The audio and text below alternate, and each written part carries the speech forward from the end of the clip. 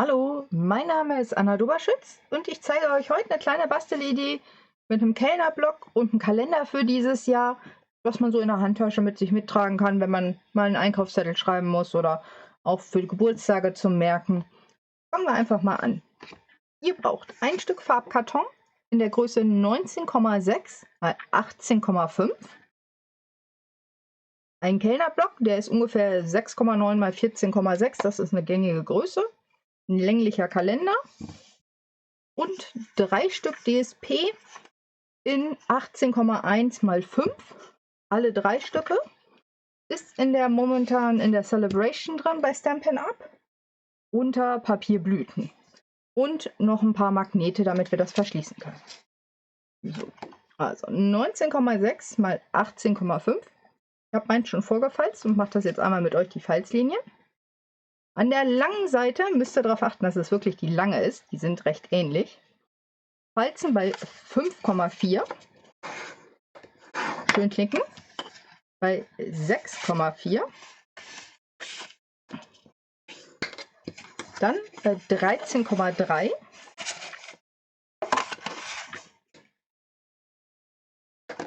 Und bei 14,2. So. Einer von diesen beiden hier 9 mm und die andere ist 1 cm. Mit dem 1 cm lege ich mir jetzt nach links, weil ich möchte, dass das hinterher meine Außenklappe wird. Ist ein bisschen höher. Liegt daran, da ist der Block, da ist der Kalender. Der braucht nicht so viel Höhe. Das muss dann noch mal ein Stückchen höher drauf. Also, das, was man hinterher außen haben will, 1 cm. So. Legen wir erstmal beiseite. Nein, legen wir gar nicht. Legen wir nämlich schon fest.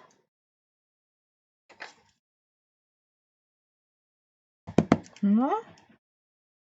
So, ich würde Flüssigkleber nehmen, dann kann man es immer noch mal ein bisschen hin und her rücken. Und er hält auch sehr gut, muss ich sagen. So, sind wir mal ein bisschen großzügiger heute.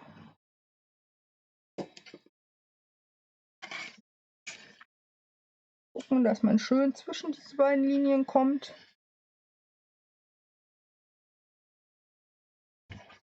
So, und das gleiche mit dem Kalender.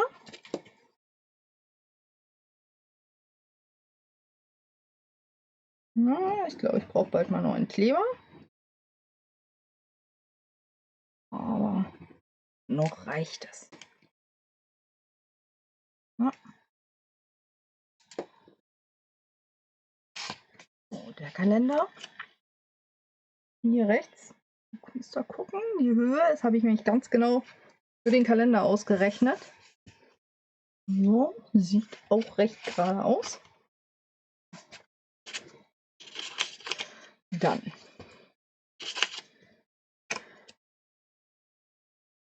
kommt hier DSP hin, aber zuerst kommt der Magnet hin, damit der unten drunter verdeckt ist.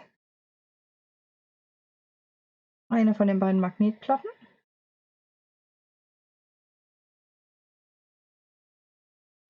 Gucken, dass es nicht zu weit außen ist. Ja, so ein bisschen mittig hier.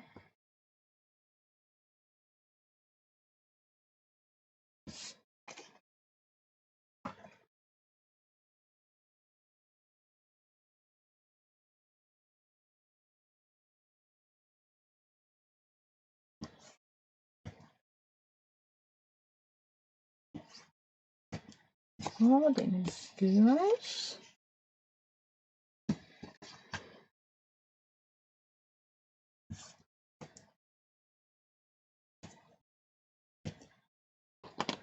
So.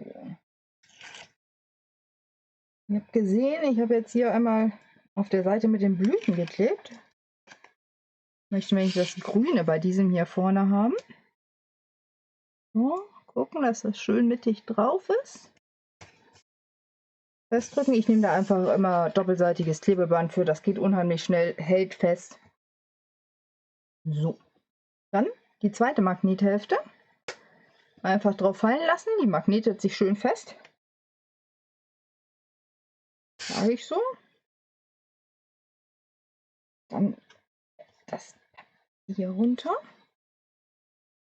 So, schön gerade hier dran halten an dem Block, damit das nachher nicht seitlich ausfranst oder absteht zu sehr. Das zweite Papier drauf und an der Stelle mit dem Magneten festdrücken, öffnen und schon ist der Magnet da. So, möchte ich den Magneten auch verstecken.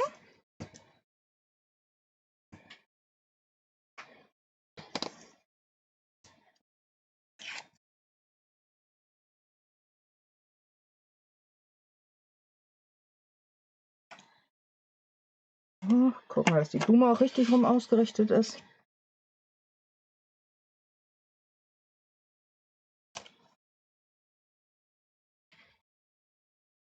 Ganz so schön, aber es geht noch.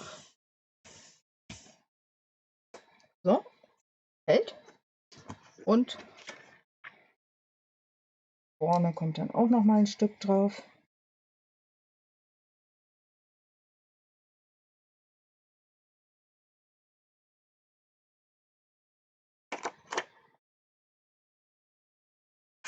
Klappen. Oh, nee. Klappen wir nicht auf. Kleben wir so drauf.